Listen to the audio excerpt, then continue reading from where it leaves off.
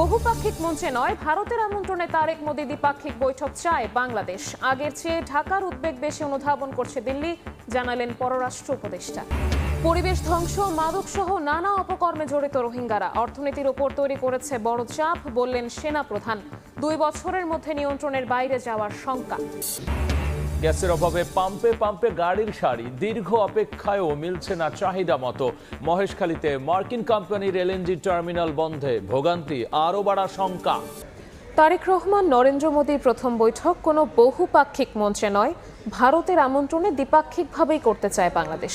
শেখ হাসিনার ভারতে অবস্থান সহ সাম্প্রতিক বিভিন্ন ঘটনায় ঢাকার উদ্বেগ দিল্লি অনুধাবন করেছে বলেও জানিয়েছেন প্রধানমন্ত্রীর পররাষ্ট্র বিষয়ক উপদেষ্টা হুমায়ুন কবির। শাতিলা শারমিনের রিপোর্ট, ক্যামেরায় ছিলেন সালাউদ্দিন লিয়া। ঢাকা নয়াদিল্লি সম্পর্কে নতুন সমীকরণ, আর তার কেন্দ্রে প্রধানমন্ত্রী তারেক রহমানের সম্ভাব্য ভারত সফর। শেখ হাসিনার ভারতে অবস্থান, প্রত্যর্পণ, নিরাপত্তা, বাণিজ্য, বিনিয়োগ ও দীর্ঘদিনের অমীমাংসিত পানি ইস্যু সব মিলিয়ে দিল্লির সঙ্গে আলোচনায় একাধিক কঠিন প্রশ্ন সামনে রাখছে ঢাকা। এ নিয়ে সময় সংবাদের মুখোমুখি পররাষ্ট্র উপদেষ্টা হুমায়ুন কবির। তিনি জানান, ঢাকার সবচেয়ে স্পর্শকাতর ইস্যুগুলোর একটি শেখ হাসিনার ভারতে অবস্থান। 5 আগস্ট পরবর্তী বাংলাদেশের রাজনৈতিক বাস্তবতা এবং জনগণের অনুভূতি দিল্লি এখন আগের তুলনায় বেশি অনুধাবন করছে। একই সঙ্গে বাংলাদেশের হত্যা মামলার আসামি ও অভিযুক্তদের ফেরত দেওয়ার দাবিও আলোচনার গুরুত্বপূর্ণ অংশ। ভারত থেকে আসিয়া কোনো সন্ত্রাসী এখানে ঢাকায় বসে প্রেস ব্রিফিং করতে পারবে না।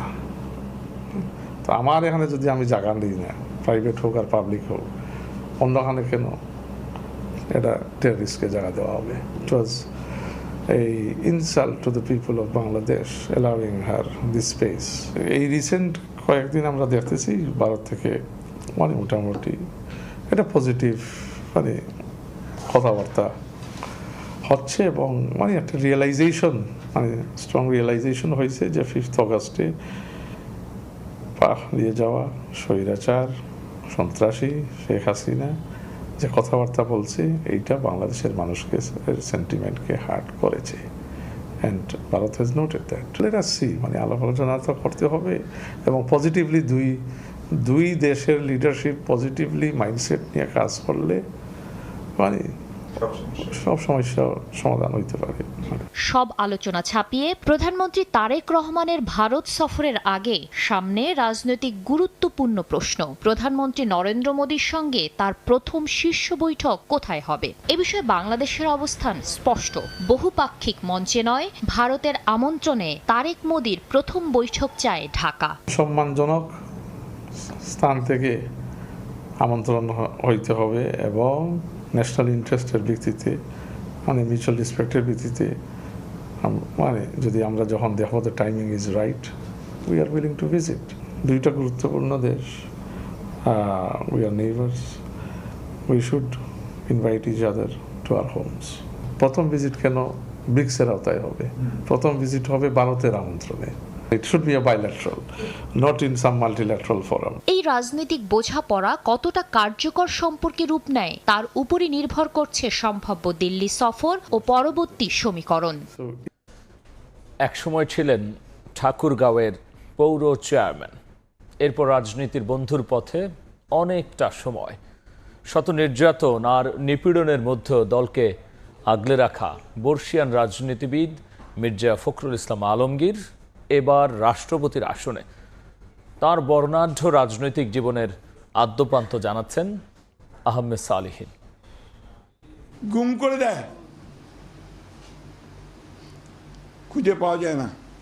বাচ্চাগুলো এখানে দাঁড়িয়ে স্প্রিং বললো আপনাদের সামনেই, বলে যে বাবার সঙ্গে ঈদ করতে চাই। সেই দেশ এখন, এর জন্য যুদ্ধ করেছিলাম। ইলিয়াস আলী গুম হয়ে যাওয়ার পরে তার বাসায় যখন গেলাম, তখন তার মেয়েটির বয়স মাত্র 6। ওই দরজার দিকে তাকিয়ে থাকে, যদি তার বাবা ফিরে আসে। মানুষের জন্য যার চোখে অশ্রু, যাদের জন্য জীবনকে উৎসর্গ করেছেন ত্যাগের মহিমায়, সেই মানুষটি রাষ্ট্রের সর্বোচ্চ পদে আসীন হলেন জনতার ভালোবাসায়। দেশকে নিয়ে যার দুচোখ ভরা স্বপ্ন, সেই ফখরুল ইসলাম এবার বঙ্গভবনের বাসিন্দা হচ্ছেন। 4.5 দশকের বেশি সময় রাজনীতির মাঠে নিজেকে বিলিয়ে দেশের অভিভাবকের আসনে মির্জা ফখরুল ইসলাম আলমগীর। সংগ্রামী জীবনে লড়াই আর গণঅধিকারের প্রশ্নে অনমনীয় ছিলেন উত্তর জনপদে জন্ম নেয়া এই রাজনীতিক। নির্যাতন, নিপীড়ন, আবার কখনো বন্দিদশার মতো পথে কাটা ছিল অনেক, কিন্তু তাকে থামাতে পারেনি কোনো অপশক্তি। গণতন্ত্র প্রতিষ্ঠার লড়াইয়ে যিনি ছিলেন আপোষহীন। ছাত্র জীবন শেষে শিক্ষকতা শুরু করলেও ঠাকুরগাঁর সন্তান মির্জা ফখরুল বেছে নেন রাজনীতিকে। 80-র দশকে ঠাকুরগাঁও পৌরসভার চেয়ারম্যান নির্বাচিত হন তিনি। পরে 90-এ বেগম খালেদা জিয়ার হাত ধরে পথ চলা শুরু বিএনপির সাথে। এরপর আর পেছনে ফিরে তাকাতে হয়নি তাকে। রাজনীতির বন্ধুর পথে ছুটে চলেছেন অদম্য গতিতে। 5 বার সংসদ সদস্য নির্বাচিত হয়েছিলেন এই প্রজ্ঞাবান নেতা, ছিলেন মন্ত্রীও। 2011 সালে ভারপ্রাপ্ত মহাসচিব হয়ে দলের সাংগঠনিক দায়িত্বভার কাঁধে নেন তিনি। 2016 সালে হন পূর্ণ মহাসচিব। বিএনপির রাজনীতির সবচেয়ে কঠিন সময়ে তিনি হাল ধরেছিলেন দলের। কারা অন্তরীণ বেগম জিয়া ও তারেক রহমানের নির্বাসনকালেও দলকে সাংগঠনিক শক্তিতে আগলে রেখেছিলেন মির্জা ফখরুল। এখনো সময় আছে, এই ঘোষণার পরে আপনি পদত্যাগ করুন, অন্যথায় পালাবার পথও খুঁজে পাওয়া যাবে না। ব্যতিক্রমী ব্যক্তিত্ব তাকে আলোচক, সমালোচক কিংবা বিরোধী পক্ষের কাছেও সমীহের আসনে বসিয়েছে। আদর্শ রাজনীতিক হিসেবে তার প্রতি শ্রদ্ধা সর্বজনের। আপামর মানুষেরই নেতা 24-এর গণঅভ্যুত্থানে ফ্যাসিস্ট সরকারের পতনের পর সাংবিধানিক সংকট থেকে দেশ রক্ষায় অন্তর্বর্তী সরকার গঠন প্রক্রিয়ায় অগ্রণী ভূমিকা রাখেন। অভিজ্ঞতা কাজে লাগিয়ে দায়িত্বশীল ভূমিকায় দলকে নেতৃত্ব দেওয়ার পাশাপাশি 26-এর নির্বাচনেও বিপুল সংখ্যাগরিষ্ঠতা এনে দিতে অবদান ছিল মির্জা ফখরুল ইসলামের। তার প্রতিদানও তিনি পেয়েছেন, ঠাঁই হয়েছিল মন্ত্রিসভাতেও। ত্যাগ, সংগ্রাম আর লড়াইয়ের প্রতিদান স্বরূপ বিএনপিও তাকে অধিষ্ঠিত করেছে সর্বোচ্চ সাংবিধানিক পদে। দলীয় মনোনয়নে সব ধাপ শেষ করে দেশের 23তম রাষ্ট্রপতি নির্বাচিত হন উত্তর জনপদ থেকে উঠে আসা এই বর্ষিয়ান রাজনীতিবিদ। এর মাধ্যমেই বঙ্গভবনের বাসিন্দা হলেন রাজনীতির জেন্টলম্যান খ্যাত মির্জা ফখরুল ইসলাম আলমগীর। পরিবেশ ধ্বংস, মাদক চোরাচালান সহ রোহিঙ্গারা নানা অপকর্মের সঙ্গে জড়িত বলে মন্তব্য করেছেন সেনাপ্রধান জেনারেল ওয়াকারুজ্জামান। সকালে মিরপুর সেনানিবাসে ন্যাশনাল ডিফেন্স কলেজের ক্যাপস্টোন কোর্সের সমাপনী অনুষ্ঠানে প্রধান অতিথির বক্তব্যে একথা বলেন তিনি।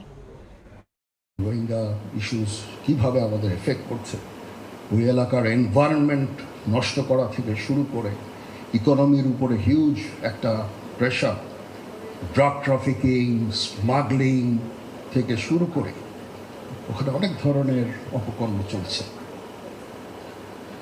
There is an issue, border is an issue, border, all along border we have some problem with our neighbors.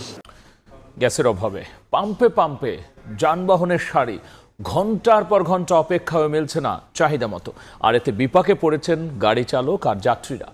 এদিকে মহেশখালীতে মার্কিন কোম্পানির এলএনজি টার্মিনাল বন্ধ থাকায় তৈরি হচ্ছে ভোগান্তি বাড়ার শঙ্কা। ঘুরছে না চাকা, চলছে না গাড়ি, ফিলিং স্টেশনের লাইনেই কাটছে ঘন্টার পর ঘন্টা। টানা 1 মাসের বেশি সময় ধরে চলছে গ্যাস সংকট। মাঝে কয়েকদিন সংকট কাটার আভাস মিললেও নানা জটিলতায় কাটছেই না দুর্ভোগ। এমন পরিস্থিতিতেই বুধবার মহেশখালীর এক্সিলারেট টার্মিনালের গ্যাস সরবরাহ বন্ধ হওয়ায় নতুন করে দেখা দিয়েছে শঙ্কা। বৃহস্পতিবার সকাল থেকে রাজধানীর ফিলিং স্টেশনগুলোতে দীর্ঘ লাইন, 3 থেকে 4 ঘন্টার ভোগান্তির পর মিলছে কাঙ্ক্ষিত গ্যাস। এখন একবারে প্রেসার টেসার কম, 3-4 ঘন্টা লাগে সিরিয়ালে দাঁড়ায় থাকতে, তারপরও পাওয়া যাচ্ছে না। যে 200-250 টাকার গ্যাস বলি ভাই, এই গ্যাসে সারাদিন আমরা চালাইতে পারি না, টেনশনে থাকতে হয়, বুঝছেন, যে গাড়িটা আমরা মালিকের ডিউটিটা ঠিক মতো করতে পারবো কিনা। সকাল 8:30টায় আমি সিরিয়ালে দাঁড়াইছি, এখন প্রায় 12টা বাজতেছে, তাও ফুল প্রেশার নেই। গ্যাস নিতেই তো আমাদের দফা সারা, এখন তারপর চলবো কেমনে, কি করবো কেমনে, এইভাবে কি দিন যায় একটা ড্রাইভারের, মানুষের। রাইড শেয়ারিং গাড়ি ও সিএনজির চালকদের আয় রোজগার তলানিতে নামায় বেহাল অবস্থা তাদের। যে অবস্থা, আমরা গাড়ি চালাই ভাত খেতে পারতেছি না, আমাদের সংসার চলতেছে, বাচ্চা কাচ্চারা চলতে পারতেছে না। এই বাজে অবস্থা চলা যাবে না, পরিস্থিতি প্রচুর খারাপ। মালিকরা কয় গাড়ি চালালে চলো, না চালো 1200 টাকা জমা দিতে হইব। এই অবস্থায় আছি আমরা, বহুত কষ্টতে আছি এখন। এদিন চট্টগ্রাম নগর জুড়েও ছিল তীব্র গ্যাস সংকট। গ্যাসের চাপ কম থাকায় চালকরা পড়েছেন চরম দুর্ভোগে। আজকে ভোর 3:30 বাজে আসছি, এখনো পর্যন্ত বসে আছে, এখনো গ্যাস পাই নাই। সমস্যার কারণে ভাড়া মারতে পারি না ঠিকমতো গ্যাস পাই না, নাই ঘুম নাই খাওয়া। কালকে রাত্রে সিরিয়াল দিছে, গ্যাসটা পাই না, আর কবে আসবে ঠিকানা এবার দিতে আছে। দ্রুত সময়ের মধ্যে গ্যাস সংকট সমাধানের দাবি জানান পরিবহন সংশ্লিষ্টরা।